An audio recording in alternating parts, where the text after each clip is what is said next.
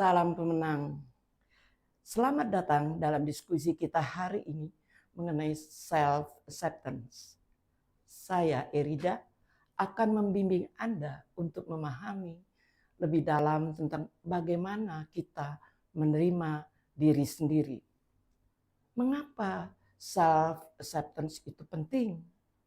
Untuk membantu agar kita dapat menerima berbagai hal, baik dan buruk, yaitu pengalaman yang tidak diinginkan yang telah terjadi, sehingga selanjutnya lebih berani dan percaya diri dalam mengambil keputusan kehidupannya. Hal ini memerlukan fleksibilitas mental, jiwa menerima, dan pengakuan terhadap hal-hal yang coba kita hindari.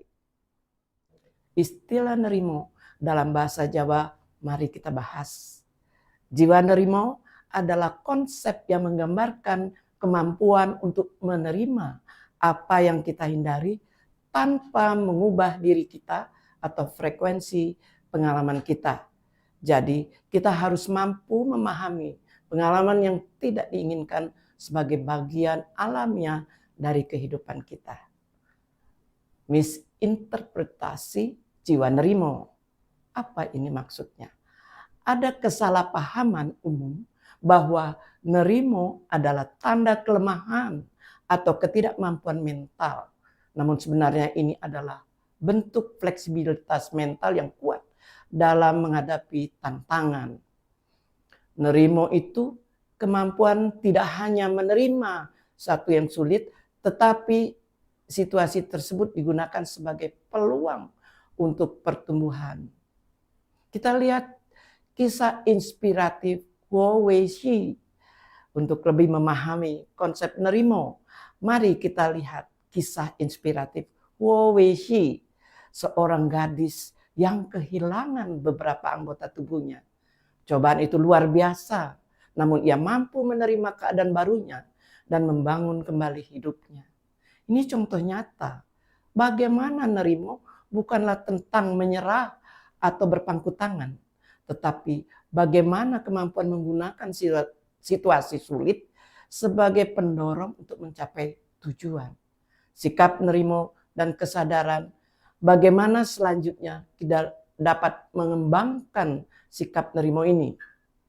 Langkah pertama adalah memiliki kesadaran bahwa tidak semua kehidupan ini dalam kendali kita. Berarti langkah ini mengajarkan kita menuju menerima pengalaman yang tidak diinginkan sepenuhnya sebagai bagian dari hidup kita. Yang selanjutnya, mengatur pikiran dan emosi. Salah satu aspek penting dari nerimo adalah kemampuan untuk menata pikiran dan emosi kita, sehingga tidak mengganggu kehidupan kita. Ini merupakan kemampuan untuk tetap tenang dan berfokus dalam situasi sulit. Selanjutnya, menggunakan situasi sulit sebagai tenaga. Terakhir, nerimo adalah tentang menggunakan situasi yang sulit sebagai tenaga untuk mencapai tujuan kita.